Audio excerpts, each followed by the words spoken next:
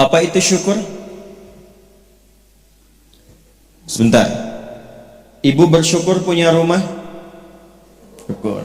Ibu bersyukur punya kendaraan? Bersyukur punya keluarga? Ada suami, ada anak-anak, bersyukur? Baik. Yakin? Bersyukur diberikan pakaian? Yakin? Masa? Nah, sekarang apa itu syukur?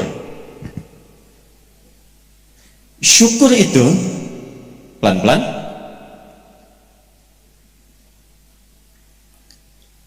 Syukur itu upaya menggunakan semua nikmat yang Allah titipkan, upaya menggunakan semua nikmat yang Allah titipkan sesuai dengan apa yang Allah inginkan, sesuai dengan apa yang Allah inginkan, dalam rangka mendekatkan diri kepada Allah Subhanahu wa ta'ala. Contoh, ibu sekalian, maaf, anak itu titipan dari Allah atau bukan? Yakin? Sekarang pertanyaannya, ibu tahu nggak apa yang Allah inginkan dari anak yang dititipkan itu? Jadi apa? Anak yang soleh. Saking inginnya mendapatkan anak yang soleh, bahkan setiap ibu sejak mengandung itu sudah bermohon kepada Allah. Itu ada di Quran surah ke-7 Al-A'raf di ayat 189 di ujung ayatnya. Ya, Quran surah 7 ayat 189. Falamma taghasyaha hamalat hamlan khafifa famarrat bi. Lihat ke ujung ayatnya. Falamma athqalat da'wallaha rabbahuma la in ataitana salihah lanakunanna minasyakirin. Suami istri itu kalau istrinya tengah mengandung, kemudian menjelang fase-fase kelahiran, sangat berharap dan berdoa mohon pada Allah, semoga anak yang terlahir ini menjadi anak yang soleh. Sepakat, Bu? Setiap ibu menginginkan anaknya menjadi anak yang soleh. Sepakat? Pertanyaannya, apakah betul kemudian setiap ibu yang sudah Allah titipkan anak dalam kehidupannya betul-betul mensyukuri nikmat titipan itu? Saya tanyakan pada ibu, anak ibu itu disekolahkan di mana? Kenal Allah atau tidak? Diajarkan sholat atau tidak? Diberikan pakaian yang menutup aurat atau tidak? Perhatikan definisi syukur tadi. Menggunakan semua nikmat, upaya menggunakan semua nikmat sesuai dengan apa yang Allah inginkan. Ibu punya anak perempuan, katanya ibu syukuri diberikan itu. Sampai ibu bikin akikah, sampai undang tetangga, sampai selamatan. Tapi setelah dia bahkan menjelang balik, ibu kasih pakaian yang membuka auratnya. Itu bukan syukur namanya. Disekolahkan di tempat yang bahkan dia tidak mengenal Allah, dikejar sampai di sininya nih, nggak salah. Dilesin matematika nggak salah, bagus. Les fisika bagus, les kimia bagus, ikut bimbel bagus, masuk kampus top bagus, tapi nggak kenal Allah. Di mana syukurnya?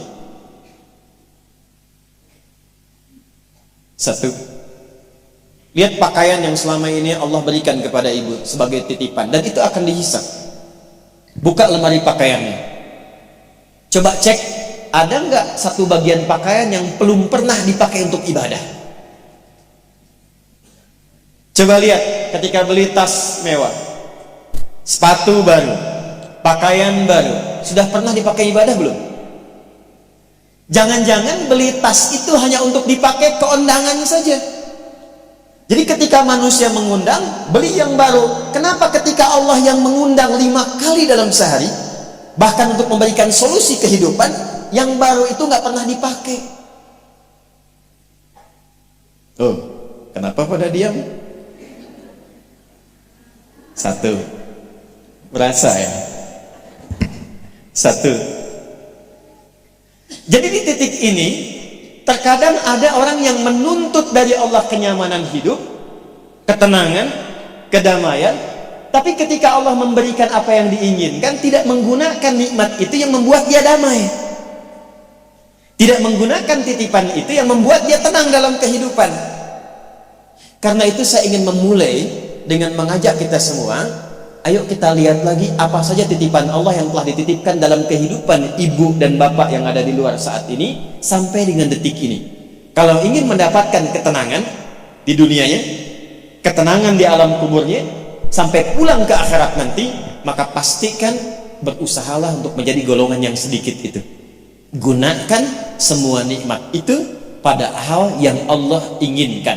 Jika itu sudah dilakukan, saya berikan rahasia. Ini antara kita saja. Coba ibu buka surat ketiga. Belakang kedengeran nggak? Alhamdulillah. Belakang kedengeran? Tidak. Kok bisa jawab? Surah 3 ayat 35 sampai 37. Quran surah 3 35 sampai 37. Sudah? إذ قالت امرأة عمران رب إني نذرت لك ما في بطني محررا فتقبل مني إنك أنت السميع العليم. Perhatikan, ini kisah tentang Hannah. Saya hanya akan ambil kisah ibu saja dalam Quran.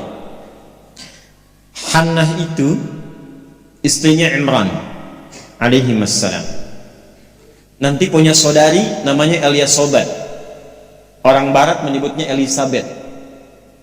Betul, Elizabeth itu bahasa sananya untuk Eliasobat itu saudarinya Hannah.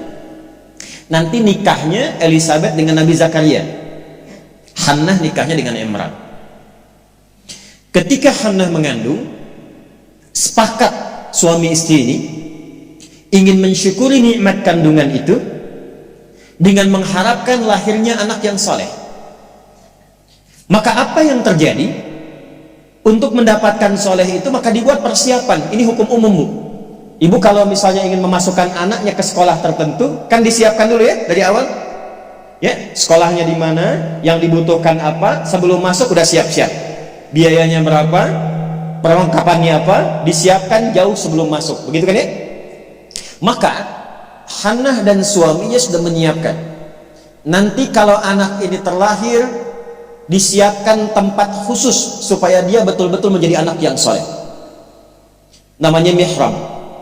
Mihrab itu tempat yang dikhususkan untuk bisa fokus ibadah, bertakarub kepada Allah saja. Nanti harus ada yang merawat, yang mengajar, yang merawat itu harus orang yang paling soleh dan pintar di zamannya. Yang ketiga, disupport banyak doa. Dua-duanya sudah kompak. Siapapun yang kalau anak ini lahir masih hidup, entah ayah atau ibunya, teruskan cita-cita yang sudah menjadi komitmen ini. Maka ketika kandungan itu terus membesar dan siap menjelang persalinan, Imran meninggal. Jadi Imran itu meninggal dan Maryam nanti lahir dalam keadaan yatim. Maka lahirlah Maryam. Apakah ketika Maryamnya lahir ayahnya sudah tidak ada, ibunya berhenti dari cita-cita yang sebelumnya menjadi komitmen? Tidak, diteruskan itu.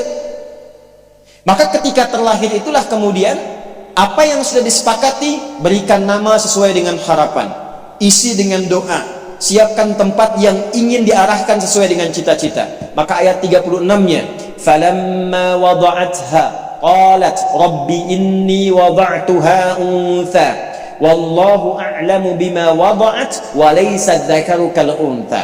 Harapannya lahir anak, kalau perempuan dia anak yang salehah, menjaga diri, menjauhkan dari perbuatan yang tercela, mendekat diri kepada Allah. Maka semua makna ini diwakili oleh satu nama, namanya Maryam. Maryam itu perempuan terhormat yang dekat dengan Allah. Kemudian setelah itu apa? Wa inni u'idzuha bika wa dzurriyyataha minasyaitonir rajim. Didoain terus, Bu. Didoakan, didoakan, didoakan, didoakan. Setelah itu apa? Dipilihkan sesuai amanat dan kesepakatan dengan suami, cari orang paling pintar dan paling soleh. Dulu banyak yang berebut. Singkatnya terpilihlah Nabi Zakaria alaihissalam. Setelah itu apa? Buatkan tempat yang mendukung anak ini menjadi soleh dan dekat dengan Allah. Maka dibuatkan mihrab. Apa yang terjadi?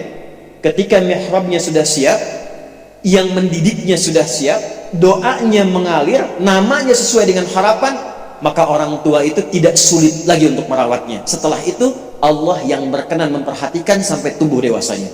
Perhatikan ayat 37-nya. Fataqabbalaha rabbuha biqabulin hasanin wa ambataha nabatan hasana wa kaffalaha Zakaria. Satu, Zakarianya ada. Kullama dakhala 'alaiha Zakaria al-mihrab. Dua.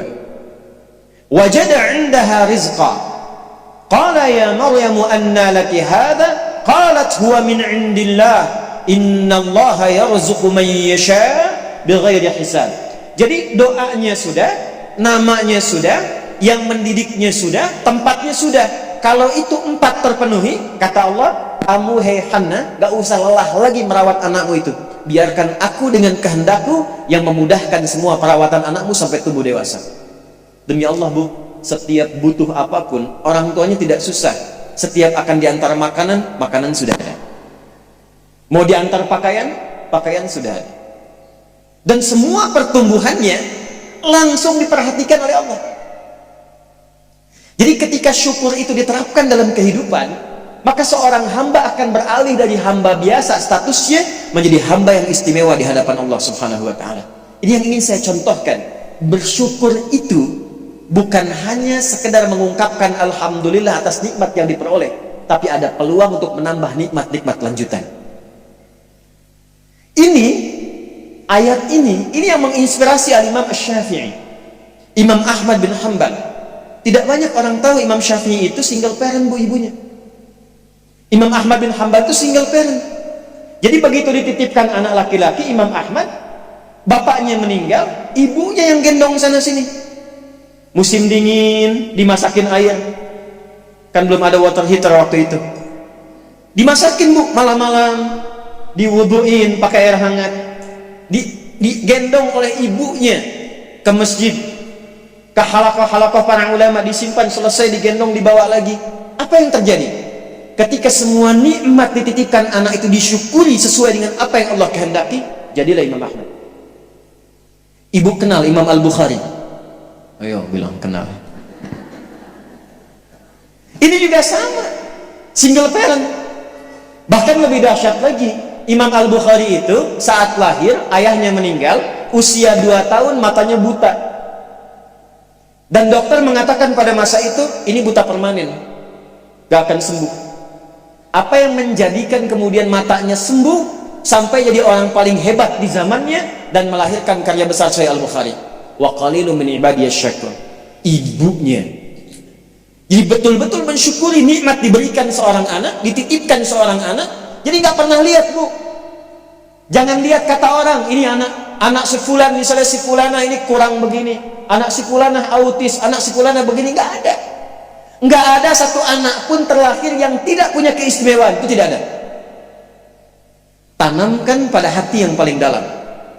Dalam kondisi apapun Allah menitipkan anak pada ibu, itu ada keistimewaan di dalamnya yang menyempurnakan kebahagiaan dalam rumah tangga. Pernah ada seorang ibu sedih karena begitu terlahir anaknya divonis lumpuh otak, cerebral palsy, lumpuh otak. Saya katakan, hei, belum tentu itu jadi kekurangan. Boleh jadi Allah titipkan satu kelebihan di balik anak itu yang belum terbuka sekarang. Coba bacain Quran terus, dibacakan Quran, bacain Quran, bacain Quran. Begitu anak itu mulai bisa bicara, yang keluar Quran. Begitu dicek oleh seorang ustadz, ternyata anak itu sudah hafal Quran 30 juz. 30 juz. Dan barakah anak itu yang kemudian membawa si ibu jadi keliling-keliling, haji, umrah, ke satu tempat yang tidak pernah dikunjungi sebelumnya. bertemu dengan orang hebat yang tidak pernah dibayangkan sebelumnya, ternyata lewat wasilah anak itu. Disyukur itu membahagiakan. Itulah syukur. Syukur itu dampaknya banyak. Dia nggak akan tertinggal, dunia dapat, akhirat juga diraih.